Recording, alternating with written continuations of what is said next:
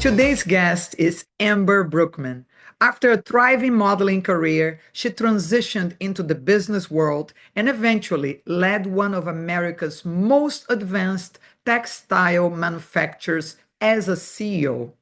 Along the way, she navigated dyslexia, motherhood, and boardrooms, where she often had to prove herself twice as hard. In her memoir, Nobody's Girl, Amber empowers women to own their own voices and reinvent themselves at any age. Please welcome Amber Brookman. Well, thank you so much for having me. I'm delighted to join you and honored that you asked me to join. So, Amber, in your memoir titled Nobody's Girl, Mother, Model, CEO on My Own Terms, looking back at all that you've lived, please tell us what you mean by on my own terms. Well, I'm going to start back when I was very young on societal norms of the time. And one of the indicators with things that girls and women could and couldn't do. My father was in love with the racehorses. So every once in a while, we'd pile in the car, go to Santa Anita, and see the thoroughbred races. And as a child, I was about 9 or 10 years old. I loved those thoroughbred races. So I said to my dad one day at the racetrack, I've decided what I want to be when I grow up. And my dad said, what do you want to be, sweetheart? I said, a jockey. He says, oh, girls can't be jockeys. I said, why not? He said, because girls can't be jockeys. Well, why not? Well, America doesn't allow it. I said, well, is there any place that allows girls to be jockeys?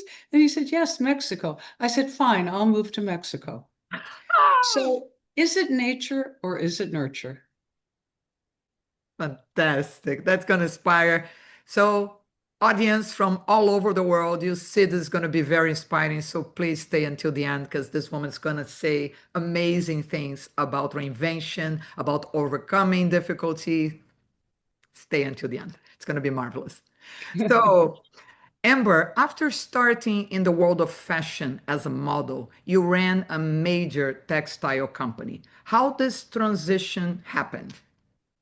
Really a circuitous route. I had moved from California to New York, and I had a very dear friend who was in the yarn business, a seconds dealer in the yarn business. And I was telling him that I was sort of running out of money and I'd look for a job for 2 years. And he suggested I go to Allied Chemical. And they had interviewed about 30 women, $2 billion company, only 3 women in middle management. And those were the days women were starting to pierce those barriers of restrictions for business, women in business. And ultimately, one thing led to another. He made an introduction. I went there. I spent 9 great years of learning there and learning marketing, marketing yarn, learning different customers that the company, called in the distribution channel, like the outdoor industry. And I was then offered a job at a fledgling textile company to be president of the outdoor fabrics division. I went there, and after a few years, they had some problems, and I wound up becoming COO of that company and then sold the assets to a public company and became CEO. So it was a very unusual trajectory, and all this was all in a span of model and 12 years, or yeah, 12 years later, I was a CEO. So it was pretty quick and pretty unusual considering I didn't have the bevy of credentials that a lot of folks have when they ultimately enter the C-suite. Fantastic and very inspiring for people that are trying to change careers or they think they're stuck in one career forever. So, another inspiring subject that I would like to discuss. You've spoken about living with dyslexia, not only on your marvelous book, but in a touching article at Writer's Digest that I recommend you all check out. I'm sure that someone watching you, Amber, now may have faced prejudice because of some limitation, and you are proof that that does not stop anyone. Please inspire them further by telling how dyslexia shaped your life and how you overcame your challenge, please. I think it's noteworthy to mention that I always knew there were things I couldn't do. There were things that came very easily to me and then things that were impossible. It's almost like blankets of confusion, a folded blanket, and you're trying to unfold them, but you can't see it. And that happened in algebra. It happens with numbers. And yet I could look at a spreadsheet when I was CEO and find one mistake.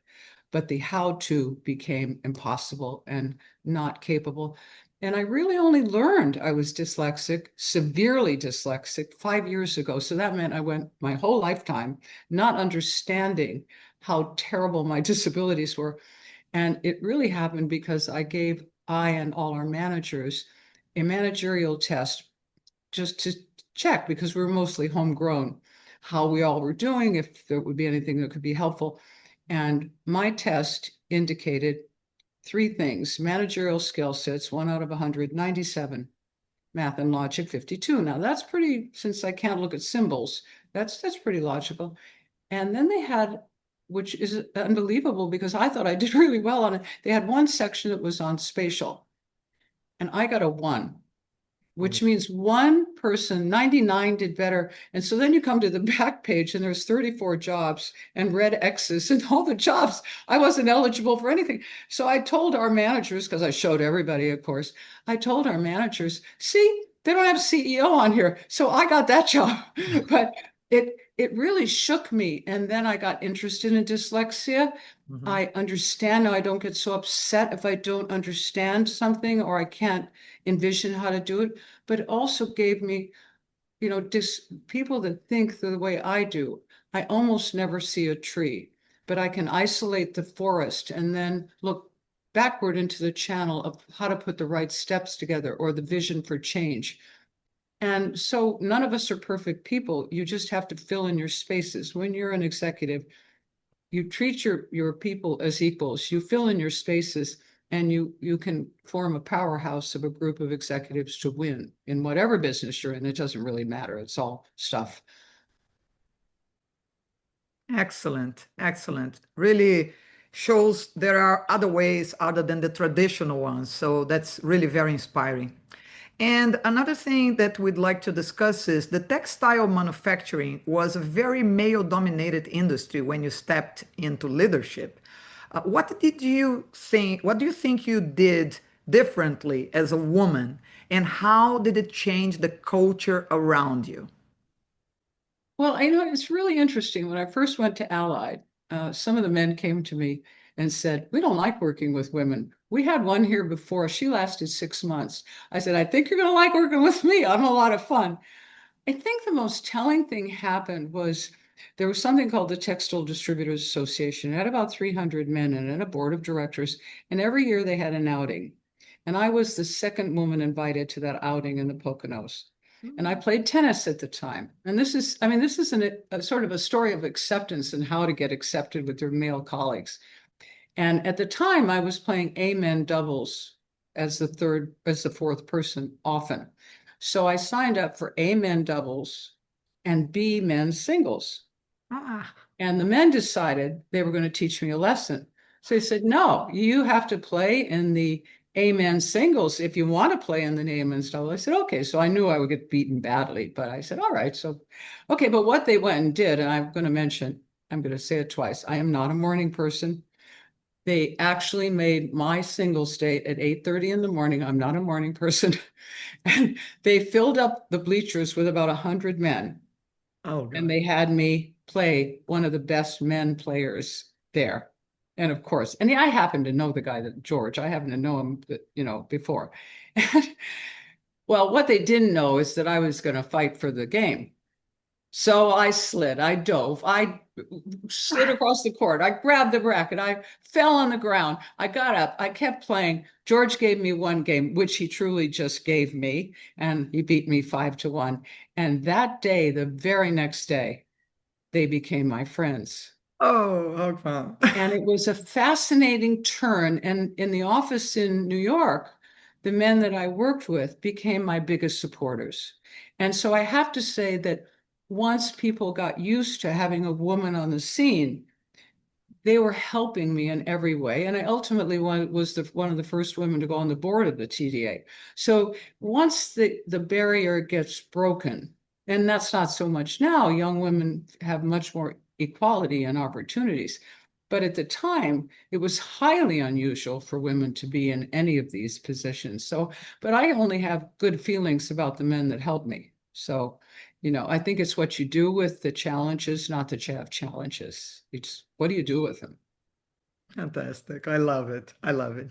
Your life is a story of reinvention, professional, personal. For someone watching you now that feels stuck or afraid to try something new, what's the first brave step you'd encourage them to try? Just do it. You know where it came from, Nike? They'd walk around the hallways and everybody would have ideas. And one employee would say to another employee, just do it. Okay. You have to go after what you love. And I think the one place you shouldn't compromise is winding up in a job you don't like and you're not happy to go to work. And then it's not accepting anyone telling you what you can't do and truly believing in what you can do. None of us are perfect. We all have challenges. We all have gifts and we all have real, things that we have to deal with that we don't do as well. But that's the human condition. And I think everybody has to get over the human condition and just say, let's do it. And I can. And I know a lot of people write about it, but I really think it's the never give up. There's this saying in Hollywood, which is where I kind of grew up.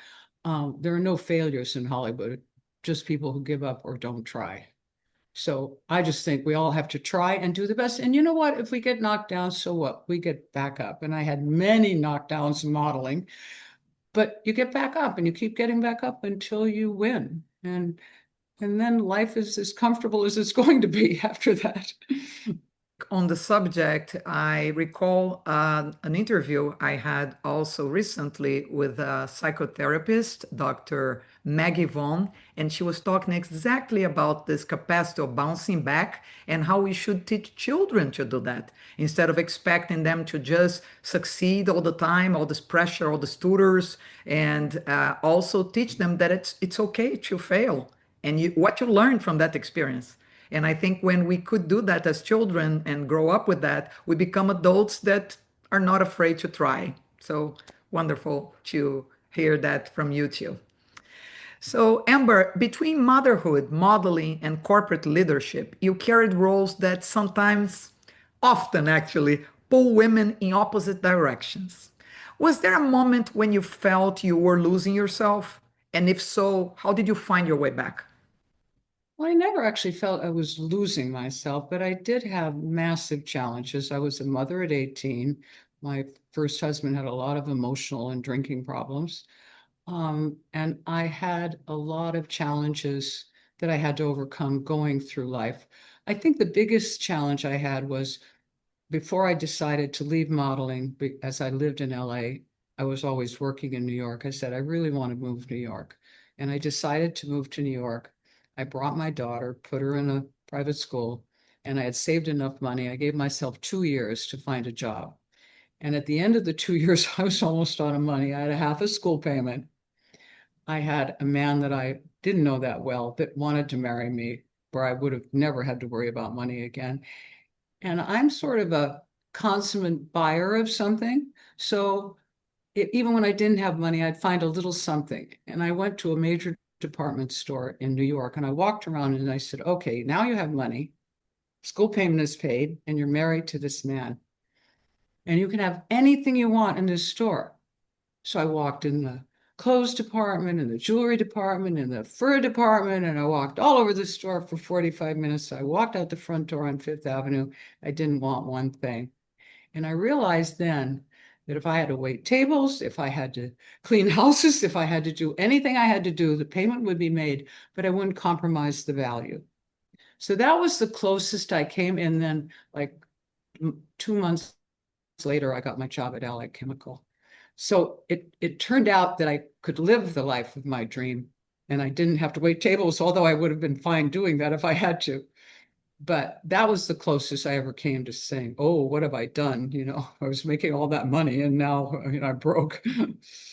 So, Uh, Amber, your story is so inspiring and positive. And a few months after you released your book, another one by the same title from Virginia Giuffre came out. And it's unfortunately such a sad story, but also from a heroine, a woman that had the courage to speak up and start a whole movement. How do you feel about sharing a title with a story that also so powerful but so sad?